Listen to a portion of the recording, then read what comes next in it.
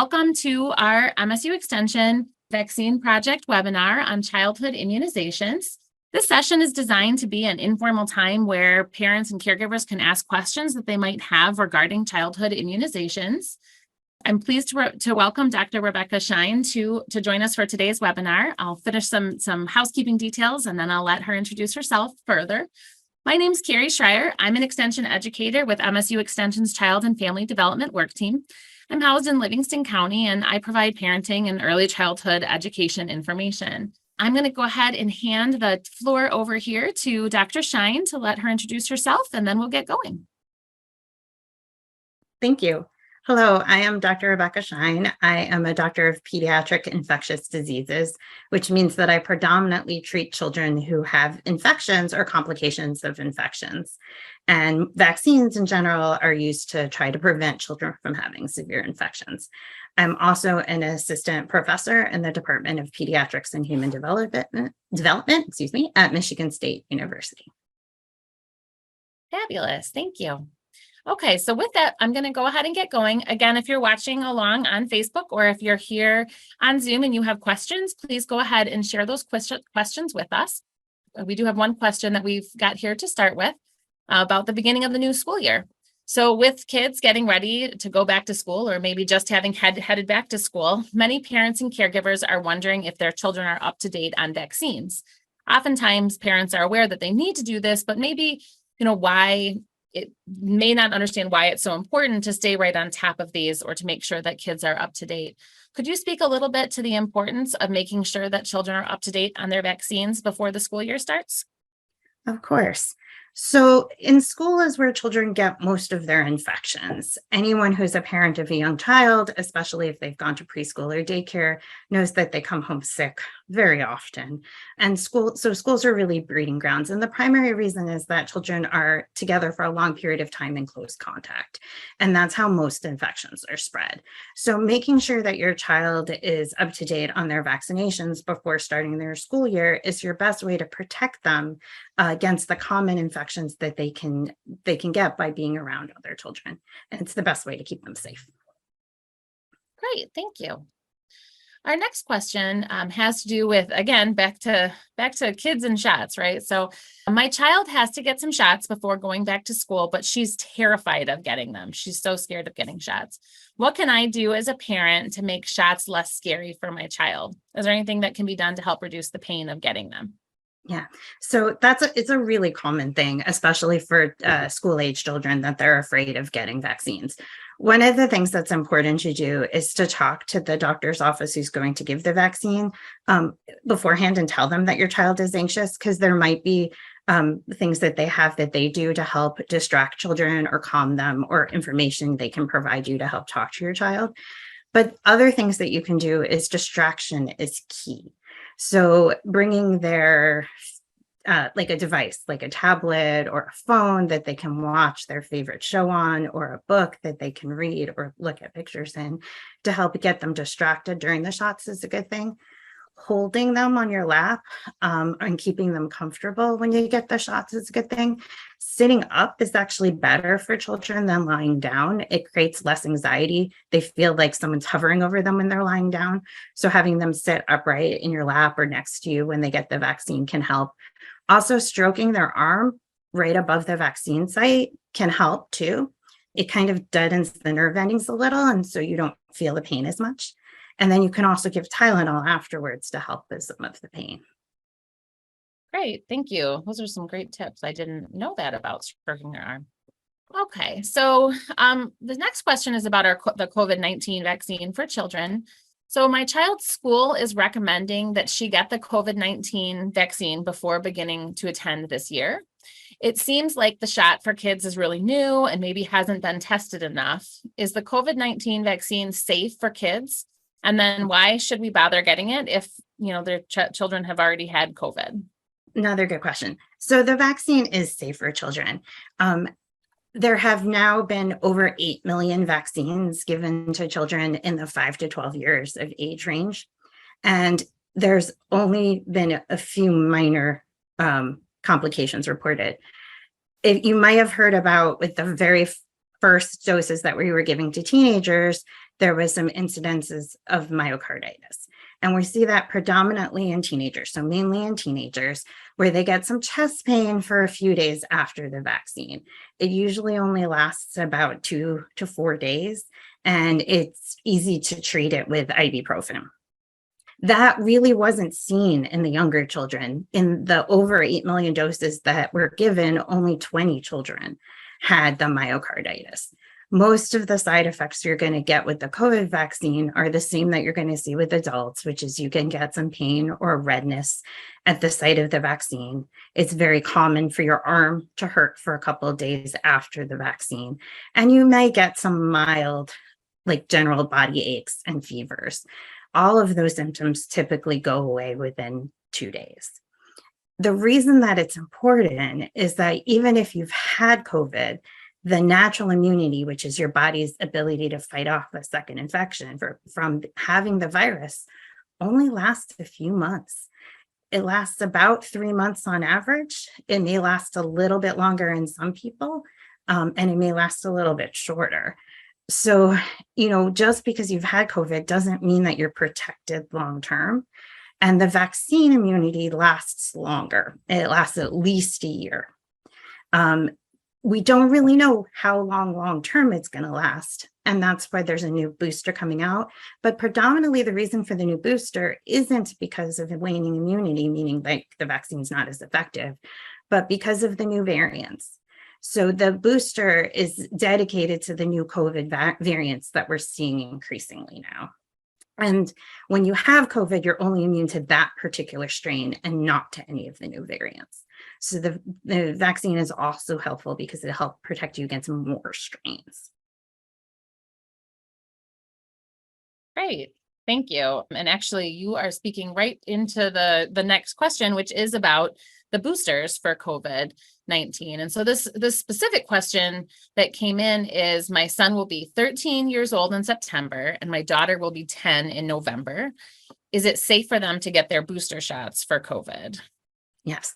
So right now there's a booster recommended for children who are over 12 years of age.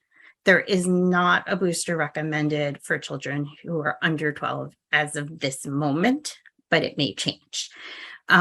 So if your child who is 13, it is recommended to get a booster. Now, if you have a child who has an immune compromising condition, and so there are a lot of them, but things like cancer or autoimmune disease would be the primary ones. And those children automatically should get 3 vaccine doses or an extra dose as part of their series. And they should automatically get a booster, regardless of age. Okay, great. And keeping with our COVID conversation here, COVID vaccine conversation, we've had a couple questions come in about the safety of the COVID vaccine for younger children. One of them asking, specifically, is it a safe vaccine for infants? And then also just knowing that the number of people that have been vaccinated with the children's vaccine is a lot less. How might that affect our confidence of the safety in that vaccine? There's a database that the government runs. It's called VAERS, which is the Vaccine Adverse Events Reporting System. All vaccine adverse reactions, as long as you tell your doctor that your child had that reaction, or the pharmacy or health department that gave the shot, they are required to report them to the Vaccine Adverse Events Reporting System. So we have huge records of all adverse events associated with vaccines, in addition to the records that the drug companies who make the vaccines create. So of course, the drug companies monitor their side effects, but this is an independent reporting and analysis system. So we have pretty good records to show that the vaccines are well tolerated. And like I said, there's been more than 8 million doses given to children under 12 years of age, and that's in the United States. If you add in data from Europe and Israel, or the other major areas that have been vaccinating children, we have way more than that. And the amount of adverse events in children associated with COVID is actually very low, much lower than even in adults. Now, I'm not saying it's impossible to have a bad reaction. And of course, if you have one, you shouldn't give your child additional doses. but it's very rare. Okay, great. Thank you. Shifting our subjects here a little bit, the next question is about kindergarten vaccines. So my daughter needs to get her kindergarten shots. I noticed there are ones that she's had before. How come she has to keep getting the same vaccines again and again? That's an excellent question. So most vaccines are given in series. So there are at least 2 doses for most vaccines. And it depends on the vaccine why they need multiple doses. Some of it is because one dose isn't enough to make sure that your body makes a good enough response. And the second dose will make sure that almost everybody's body makes good enough response. And some of it is because, just like with COVID, vaccines for other things the immunity that your body makes can fade with time. The big one that I think a lot of people worry about and think about is tetanus. So the tetanus, first, it takes 3 doses to get your body's immunity up to standard. And usually those are given to children in the first year of life at 2 months, 4 months, and 6 months of age. But if you get them later in life, you still need 3 doses to build immunity. After that, the immunity lasts for an average of about 10 years. And can wane after 5 years, meaning decrease. So if you poke your finger on a rusty nail and it's been longer than that, you could at risk for tetanus, which is why we continue to give boosters. So we usually give them boosters before kindergarten, and then we give them boosters again in about 10 to 15 years of age and before they go off to college. And that's also to protect them, because it only lasts for about 5 to 10 years. Oh, I didn't know there was another one around when they go off to college. I've got one leaving on Friday. So that's great. Great information. Well, it sort of depends on when they had their last one and how long. Yeah, yep. But if it's been more than 10 years, they get timing wise, yep. Great, thank you. So the next question, again, kind of connects to that, getting these vaccines for, again and again sort of thing. So why is the chickenpox vaccine recommended for my 1-year-old? The vaccine was not around when I was younger, and I had a very mild case of chickenpox. I don't know anything about this particular vaccine. That's another excellent question. Why so that vaccine has been around since the mid-90s. I believe it was approved in 1995, although I could be a little off on that, but somewhere in the mid-90s. Prior to that, people got chickenpox, and nowadays people don't really get chickenpox so much.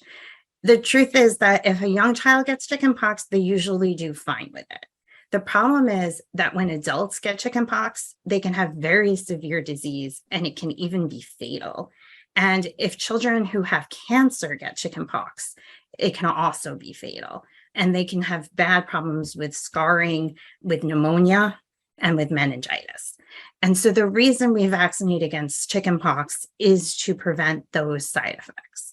And the way we do it nowadays is we do 2 doses, one at usually around a year of age and one just at 4 to 6 years of age, usually just before kindergarten, because this is another one of those that it takes 2 doses to really make sure that the vaccine lasts.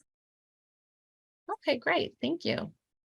The next question is slightly different than some of the questions that we've been talking about. It's getting a little bit more into some ethics and parenting questions. So you might not have a clear answer for this, which we can certainly do some research and get back. But the question is, I have an ethics question, possibly a legal question. If parents disagree on getting their child vaccinated, is it acceptable for one parent to go ahead and get their child vaccinated anyway?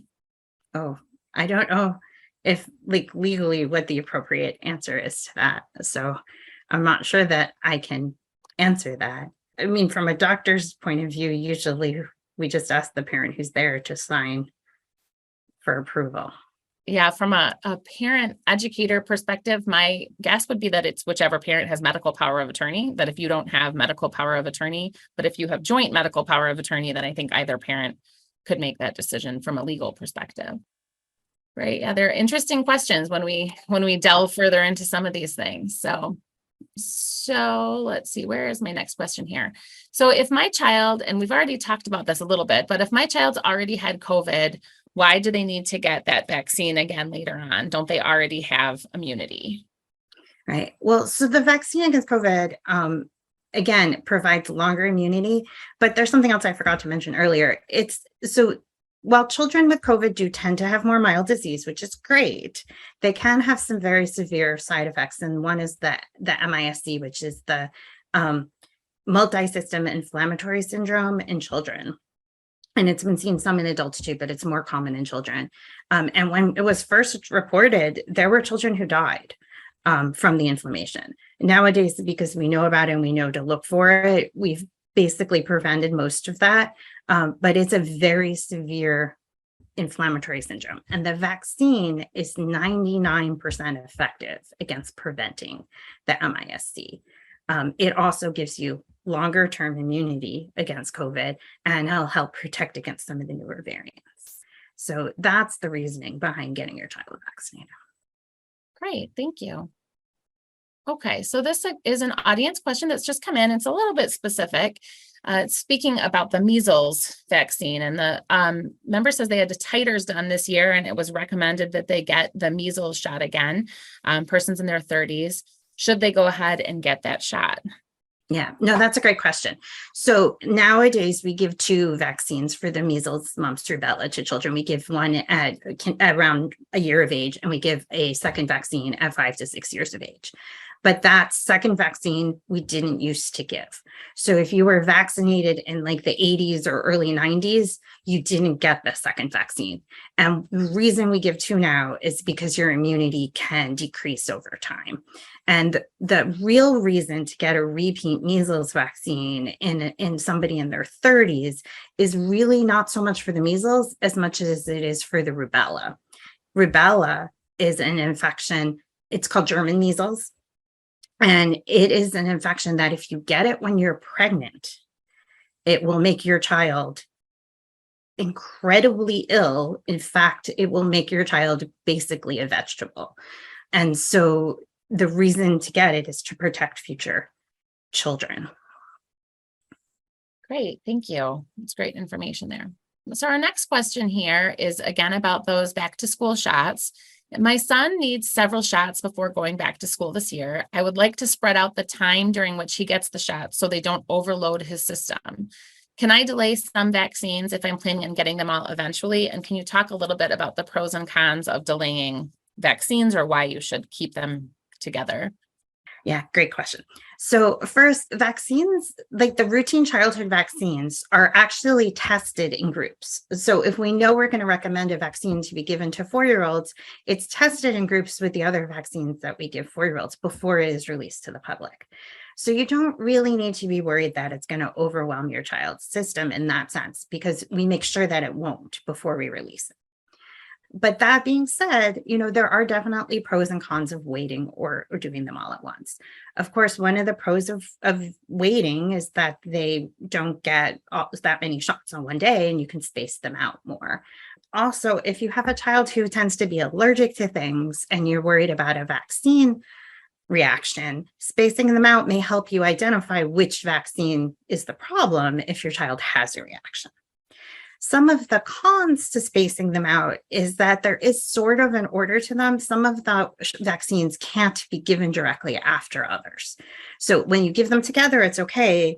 But if you wait, sometimes you have to wait longer before you can give them, or you need to give them in a specific order to make sure that you can get them within a timely fashion. There's also something to be said with the anxiety of getting vaccines, and getting them all at once, while it's a lot of shots at one day, may actually be less from an anxiety point of view than spacing them out and your child knowing that they have to keep coming back. Yeah, that was certainly the case with my kids. It wasn't worth it to try to have to take them back again and again. They wouldn't have been happy. Okay, great. So shifting to our kids who are just a little bit older here, the school is telling us that it's time for my 11-year-old to get the HPV shot. This feels like it's too early for this person. They said they feel like it's too young for them to start getting vaccines like this, or to be thinking about having sex. There seems to be some concern here that this could promote promiscuity among teens. And this person's wondering if it's safe. They said they recall that there were some questions early on about the safety of that vaccine. And could you talk a little bit about that shot and why kids need it? Sure.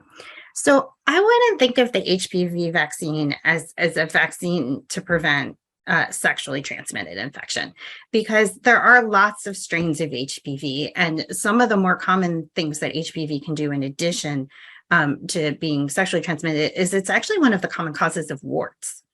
So it's also a shot to prevent warts, but predominantly it's a shot to prevent your child from having cancer. And you need to think of it as an anti-cancer vaccine. Is there anything we wouldn't do to prevent our children from having cancer?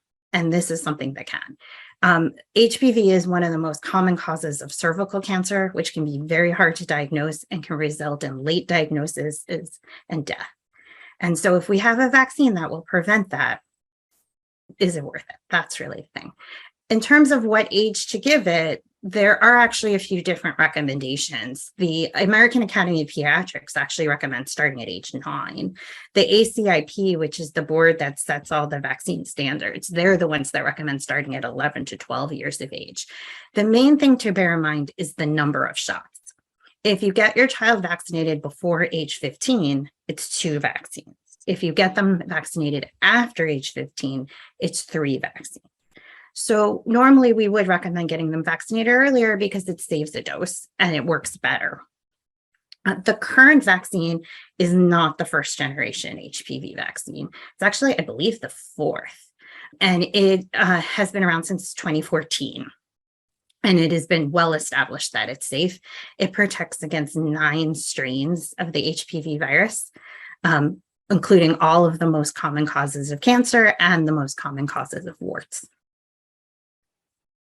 Great, thank you. It's a lot of good information there. This is, again, a little bit of a shift to what we've been talking about, but the question here is, if all of the other kids at school are vaccinated, why do I need to worry about getting my child vaccinated? Yeah, so there's this concept of herd immunity, which means that if everybody around you is vaccinated, you're in a bubble and therefore you won't get sick. And that's true to the extent that it's true that everybody around you is vaccinated. But what we have learned is that the more people elect not to vaccinate their children, the more outbreaks of things that we didn't think we were going to see are popping up. So currently there's an outbreak of polio in New York City. Polio is a virus that we had thought we had almost eliminated worldwide. And there's currently a very large outbreak in New York City that they're having trouble getting under control. Polio will paralyze you, just like Franklin Roosevelt. It can also sometimes be fatal because it can make you stop breathing. Just prior to COVID, there was an outbreak of measles in Detroit. So, while it's true that if everybody else around you is vaccinated, your child is safe, it's also true that if everybody makes that decision, nobody's vaccinated and diseases we thought we had eliminated are going to come back. Okay, great. Thank you. On that, how many vaccines kids are getting trend there. My kindergartner needs several shots before going to school. How come kids get so many more vaccines now than they did when I was younger? So it is true that we have added vaccines over the years. And mainly vaccines are made against viruses, or in some cases bacteria, but mostly are against viruses that are known to cause severe disease. So if it's not something that's going to cause severe disease, they usually won't invest the effort that it takes to make a vaccine. It takes years and large quantities of money to develop a vaccine. So unless it's something that we think is going to be useful, we don't develop it. But, with improvements in vaccine technology, we're able to protect children against a lot more diseases, some of which were diseases that we would have gotten as children, like the chickenpox vaccine. So there are more vaccines out there now to protect against severe illnesses. Great, thank you. Jumping forward a few years here, more than a few. My child is heading to college in the fall. His school does require the COVID vaccine, but no other vaccinations are required. What other vaccines do you recommend for college age students? So in general, making sure that your child has received all the vaccines that they were supposed to have received up to that time, which we call being up to date on your vaccines, is all you need to do, because all of the vaccines that we would recommend for going off to college are really included in those standard vaccines.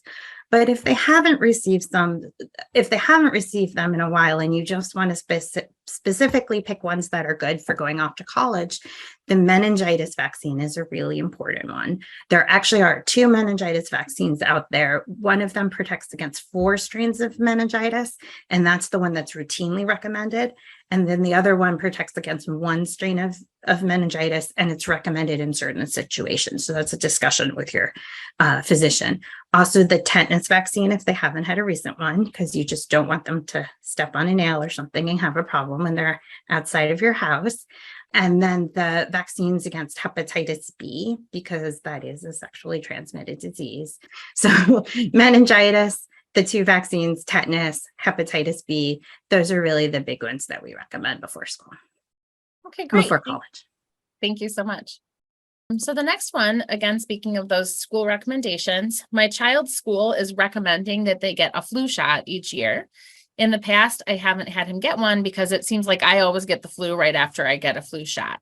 Can you get the flu from the flu shot? So it's very common to get cold-like symptoms after the flu shot. It can definitely cause some achiness and soreness in your arm and overwhelming muscle aches. Those are actually pretty common complications of all vaccines, like they're common side effects after any vaccine. Those symptoms usually only last about 2 days, and Tylenol can help. They're not actually the flu. While it may feel like it, they're not technically caused by the flu. They're caused just by the vaccine, and you can get them from anyone. You can't actually get influenza from the shot because the shot is a killed vaccine. There's no live virus in it. There is also a nasal flu vaccine, and that is what we call an attenuated live virus. So there is a small chance of getting flu from that one, but it's very low. Okay, great. Thank you. The next question is regarding those rates of vaccines. I read that many Michigan counties have low vaccine rates now after the pandemic. Is it safe for my child to go to school if the other kids aren't vaccinated? Well, if you vaccinate your child, then they're as protected as they can be. And so therefore it's much safer for them to go to school. If they're not vaccinated, then if there is an outbreak of a vaccine preventable infection, then they are at risk for it. Now, the first part of that question was, I read that many Michigan counties have low vaccine rates. Are you seeing a reduction in how many kids are up to date right now in Michigan? There's been a reduction. I'm not super familiar with all of the county numbers at this point in time, so I just want to make that clear. But there definitely was a reduction in access to healthcare, especially at the beginning of the COVID pandemic, when everybody was sheltering in place. First of all, we didn't actually really see any circulating viruses, which was kind of amazing. It just goes to show you how much being out and around people really does spread infection. But there was just decreased access to healthcare in general. So many people missed a lot of their normal well care. Great, thank you. Okay, our next question is going to be a little bit about reactions to vaccines here. So the last time I got my child a vaccine, he had a reaction to it. Am I supposed to keep giving him vaccines, and how do I know that they're safe? That's an excellent question. And a lot of it depends on what the vaccine was and what the reaction was. So there are certain common side effects that are known to happen after a lot of vaccinations. The infant vaccines, it's very common for children to have a fever that night or sometimes the next morning. A lot of the vaccines we receive later can cause some what we call site reactions. So they may cause a little redness at the injection site. They may cause sore muscles at the injection site. The tetanus vaccine especially will make your arm pretty sore for a few days afterwards. And they may cause some general achiness or just not feeling good feelings. Most of the time, those symptoms go away within about 48 hours. If it was a more severe reaction than that, then you need to really talk to your doctor about what the vaccine was that caused that and what the reaction was. And it may say that you can't get your child more doses of that particular vaccine or vaccines that may contain some of the same components. Okay. So sticking with those questions about reactions, what would be considered like a mild reaction versus something that you might need to actually get medical attention for?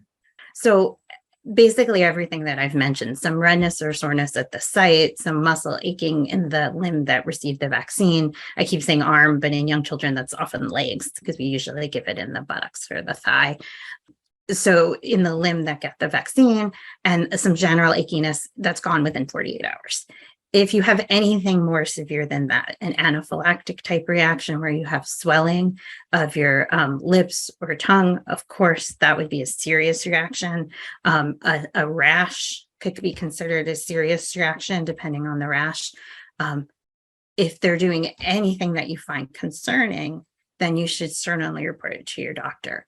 Now, like I said, there's that vaccine adverse events reporting system, and any reactions that happen within having very shortly after having a vaccine, even if it's a normal childhood process, do get reported. So example, with the COVID vaccine, there in children 5 to 12 years of age, there were 2 reports of children who had appendicitis afterwards.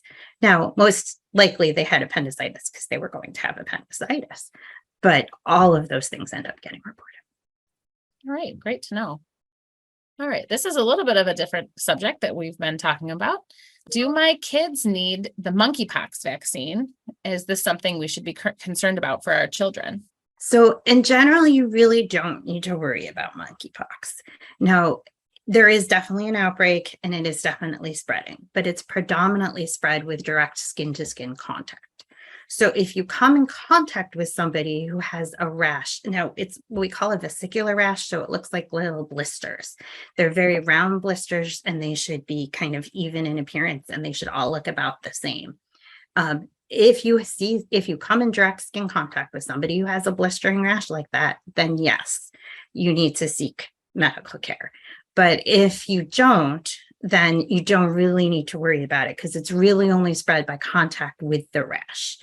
It's mainly being spread through intimate activity because that's when you would most come in contact with somebody else's skin that has the rash. And so that's like really the primary concern. Could you spread it to your child if you have it and you're holding them? Yes. You can also spread it to pets and animals when you snuggle with them or hold them. So if you have a rash like this, the best thing you can do is seek medical care to get it diagnosed, keep it covered, and then avoid close contact. It's also summertime. And one of the big viruses that we see in the summertime is the enteroviruses, and they can cause something called hand, foot, and mouth, which is also a blistering rash. So just because your child has a blistering rash doesn't mean it's monkeypox. This time of year, it's most likely hand, foot, and mouth. And you really only need to worry about it if they've come in contact with somebody else who's known to have monkeypox. Okay, great. On that monkeypox conversation, I've heard that kids are protected from monkeypox because of the chickenpox vaccine. Is that true? So monkeypox is not actually related to chickenpox. Chickenpox is part of the family of viruses that we call the Herpetiviridae family. And so there are other viruses that are related to chickenpox, but monkeypox is not. What monkeypox is related to is actually smallpox. Now, we stopped giving smallpox vaccine in the United States in 1973. So if you were born before 1973 and you received a smallpox vaccine, then you have some partial immunity to monkeypox. Also, cowpox virus, which is mainly common in people who have close contact with cows, like milking cows or caring for cows, also provides some immunity for monkeypox. So if you have had cowpox in the past or you were vaccinated against smallpox, you have immunity. But most children in the US do not fall into those categories. So if they were exposed, you would need to get that identified and contact the health department, and they will provide vaccine. Great, thank you. Next question is about the flu shot. I know that the flu shot is sometimes available as a nasal spray. Why aren't more vaccines offered like this? It's a good question because nobody likes getting shots. The flu shot, the nasal flu shot is a kind of unique thing. It's what we call temperature regulated. And it is set to live at 2 degrees lower than body temperature because your nose is about 2 degrees colder than your central body. It works because of the area that flu is. Flu mainly comes in through your nose, and that's why the vaccine works there. Other infections that don't come in through your nose, we can't use nasal vaccines on. Now, there are other vaccines that aren't shots. The most common one that's part of the childhood series is the rotavirus vaccine, which is it's liquid. You take it by mouth. And then there's also the cholera vaccine, and the typhoid vaccines are both oral as well. They're both pills that you swallow. Usually you wouldn't have come in contact with those unless you're traveling abroad, but those all work as pills because the infections come in through your intestines. But the problem is a lot of infections don't come in that way. They come in like through your bloodstream, and that's why we can't give them that way. Great. I remember taking those vaccines and being surprised that they were pills when I was getting ready to travel in college. So you mentioned earlier in the webinar that there was a measles outbreak in Detroit. And of course, we also talked a little bit about the polio outbreak in New York. Can you talk a little bit about how outbreaks are got under control? Like what would that look like? Well, that's more the health department than me. But usually the way that outbreaks are got under control has to do with outbreak tracing. And we were doing some of this at the beginning of COVID, but then the numbers became so big so fast that it wasn't really effective. But what they do is when you identify a case, the health department will contact you and find out where you may have gotten it from and anybody else you may have been in contact with that you might be able to spread to. So if you develop any of what we call reportable diseases, and there's a list of them on the health department website, you will get a phone call from somebody who works at the health department, and they will ask you a bunch of questions, and then they will try to contact your associates and see if they can figure out where it came from or prevent further spread. Great, thank you. So this question is a little bit more on that kind of parenting lens of things. How do you explain to kids that they need shots if they're scared or confused about getting them or why they have to get them? Yeah. So there's a number of children's books and things that can help with this. And I don't know that I have a list of them, but your pediatrician's office probably has some pamphlets and things that can help too, where they kind of talk about it. There's also some good TV shows. I believe things like The Magic School Bus has done an episode on this too, where they kind of talk about it. But really the thing you want to make sure that your children understand is that you're doing this to protect them, to keep them safe for the future. And that, yes, the shot itself isn't fun, but it will protect them and keep them safe. And that's what your job is as a parent. Great, thank you. This next question is really interesting. Are there specific vaccines that kids would need to get to travel that are different from the school vaccine or their regular vaccine schedule? Yes, there are. Now, the thing about travel vaccines is for the most part, they're not paid for by insurance. So you do have to pay for out of pocket for them. There are a couple of places that you can get them. Usually your local health department will have some of them, but like I said, you have to pay out of pocket for them. And then there are travel clinics that exist in areas. And we have one at MSU that will help you get the vaccines that you need to travel. Most of the vaccines that are needed for travel are approved for children either 6 months or a year of age and up. Things like yellow fever vaccine, where you might need to travel to certain places.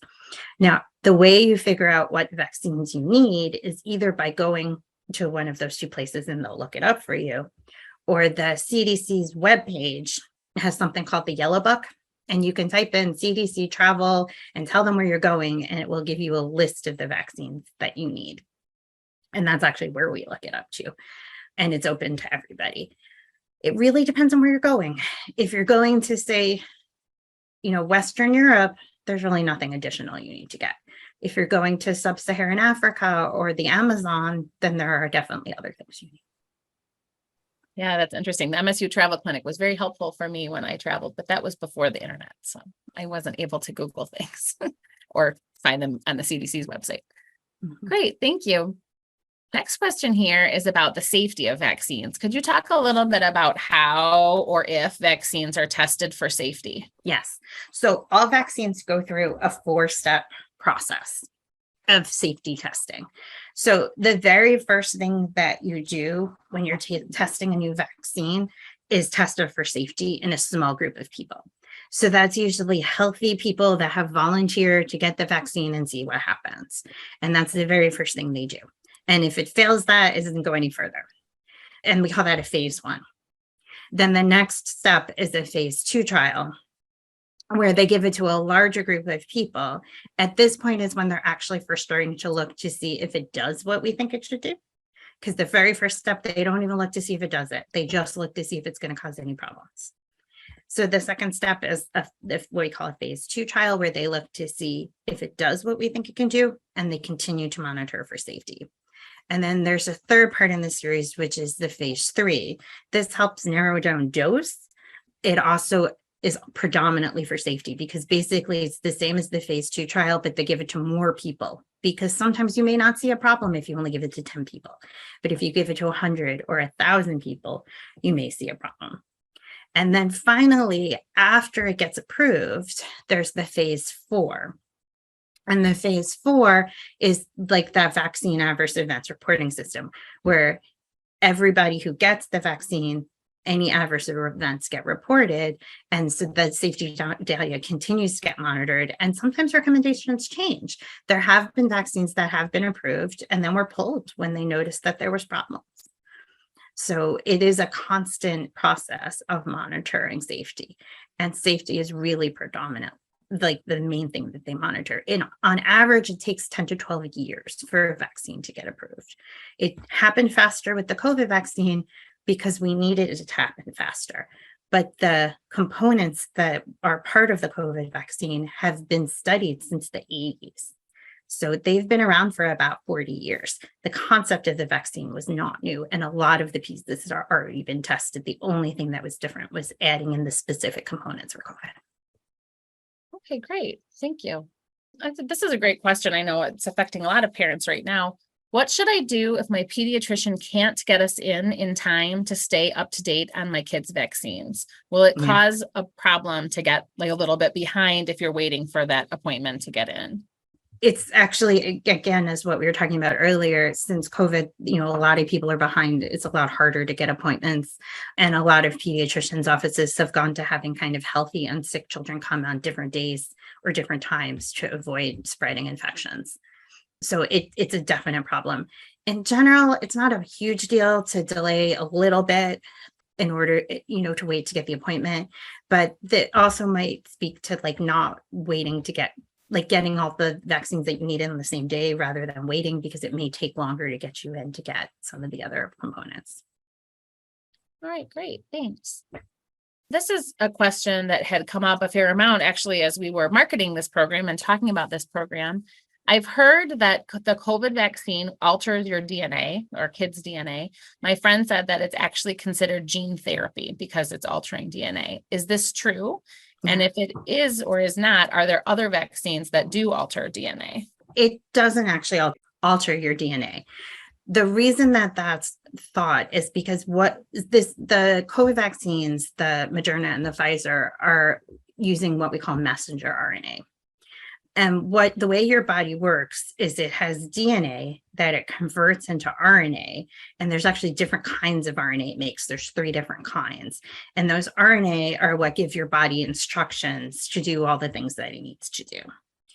The messenger RNA is exactly that. It's a messenger. It's a messenger from your DNA to other parts of your cells to give it an instruction panel.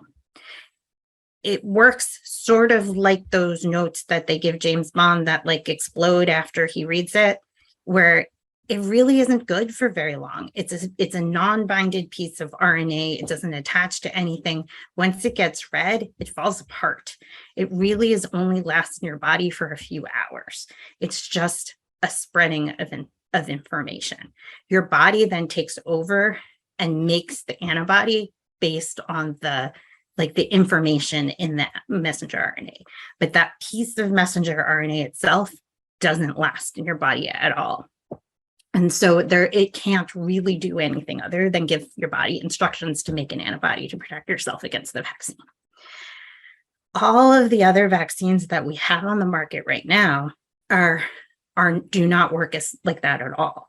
They're either parts of the virus or bacteria that are broken down in a way that they can't cause disease, that your body then makes its own antibodies to, which is what most of them are. That's really what all of them are. They fall into different categories. There's ones that are pieces of toxin. There's ones that are the virus itself, but the virus is dead. And there are ones that are just components of like the surfaces of the viruses, sometimes attached with other things so that your body will make a better response.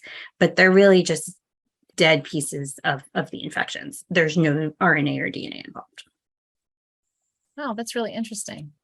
On that subject of COVID vaccines, the next question is about how parents should decide which COVID vaccine to give their child. So is there one COVID vaccine that's better than another? And now I'm hearing that there's a third option. I'm just really not sure how to choose which vaccine. Okay, so the only ones that are approved for children under 12 years of age in the US are the Pfizer and the Moderna. And really, you should give them whichever one is more available. There is some slight differences. The Pfizer vaccine is an extra dose, but it may be slightly more effective. The Moderna vaccine is one less shot, but it may not be quite as effective against preventing disease, but they're equally effective against preventing hospital stays, severe disease, and MIS-C, which is really what you want to prevent. If you've made COVID into just a mild cold, then it's something that's not going to cause too much problem. And that's really what the vaccines are for. That's great. Thank you. Flipping back to the subject about the polio outbreak in New York, I've heard about the polio outbreak. Are our kids protected from this strain of polio with their current childhood vaccines if they're up to date? And then should we avoid traveling to New York at this time? If you've had all of your polio vaccines, which the last one is given usually around school entry, so 4 to 6 years of age, then you should be protected. All of the cases that I'm aware of have been in people who are not vaccinated.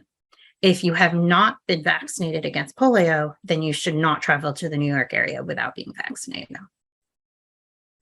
Okay, great.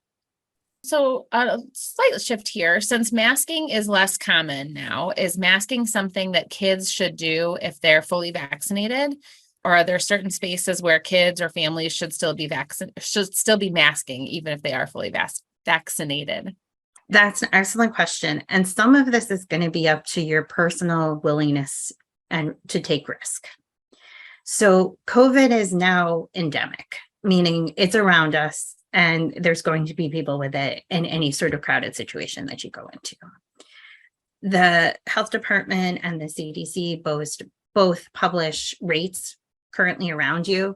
And so we can know how much is circulating around us right now. I believe we've been in the low to moderate area currently. So there's a little bit more virus circulating right now, and it'll probably go up slightly after school starts as people get put together in closer situations. In general, if you have an immune compromising condition and the rates are moderate to high, then it is absolutely recommended that you mask, especially indoors in close contact. If you're outdoors, if you're going to be in a tight crowd, then we would still recommend masking. But if you're outdoors and separated from people, then it's not really necessary. If you are immune competent, meaning you have a normal, healthy immune system, then we really recommend masking indoors only when the rates are high. All right, great. I have heard you mention the word endemic a couple times. Could you talk about the difference between a pandemic and an endemic? Yeah. So a pandemic is what COVID started as, whereas it didn't exist and it spread across the whole world, every place in the world, actually. And so that's something that wipes through. Flu becomes pandemic, influenza becomes pandemic, usually every 5 to 6 years, where it kind of spreads through and causes major changes. The last big outbreak we had was in 2009 when we went from one strain of flu to a different strain of flu. We went back to the H1N1. And so there was major widespread hospitalizations and illnesses. It also becomes pandemic, usually for a few weeks to months and every winter where there gets widespread disease, but then it goes away. endemic is a virus that or infection that lives in the area at all times and can always cause disease. And COVID at this point has become endemic, meaning we're not at this point going to eradicate it. It's going to be around. Great, thanks. Pull up my next question here. We're just about done, but we have time for just a couple more. On that subject of the flu, do you think that COVID is going to be like the flu, that it's going to come and go seasonally like we see the flu? It's really hard to say because it's early, but it seems like that's going to be the case. And there might be additional boosters or vaccines that are recommended due to new strains. Like I said, there's a new vaccine that's being worked on that should be out in the next couple of months. That's against the two strains that seem to be circulating most now. It's to Omicron B and C or something. They have names and numbers, and I'm sorry if I can't remember them off the top of my head. It's like B135 or something.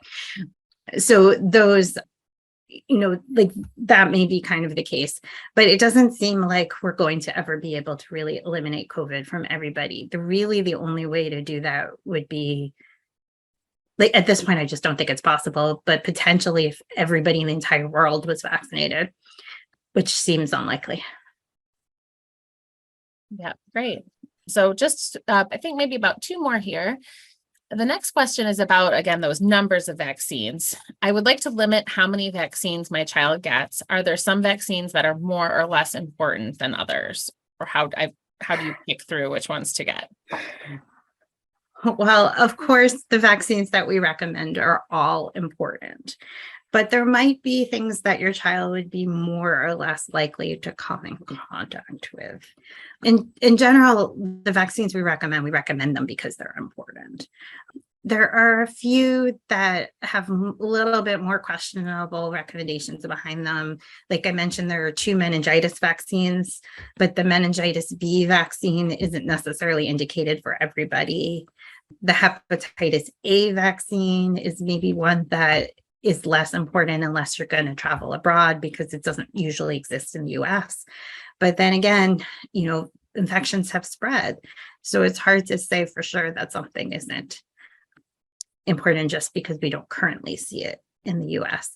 And certainly if you're someone who takes your children abroad, then the hepatitis A vaccine would be a very important one. Great, thank you. Well, we're going to wrap it up with just one last question, and then you're welcome to share any other final thoughts you might have. This is a good concluding question. What might you say to people or parents who are hesitant to get their kids vaccinated?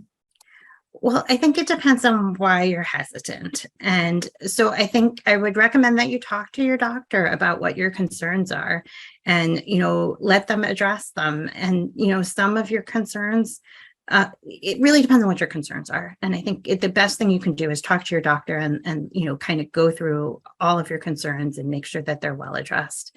And then reassess, think about what you learned and make your decision. A second to thank you, Dr. Schein, for joining us today. We very much appreciate your time and willingness to run through a whole lot of questions there. Do you have any other thoughts or final information you'd like to share before we wrap up today? Just in general, the vaccines are considered safe and they're really the best way that we can protect our children against things that could happen in the future. I do want to draw your attention. If you're not following us on Facebook, we do have a couple ways you can join our work on social media. This page, the Facebook page at My Stronger Family that some of you saw marketed for this, that's MI Stronger Family, is our parenting and family education page. We have another page called My Health Matters, which is our nutrition and physical health and wellness page. And then we also have a page for our Michigan Vaccine Project that you're welcome to join. We are going to be offering webinars like this monthly, so we look forward to your popping in and joining us.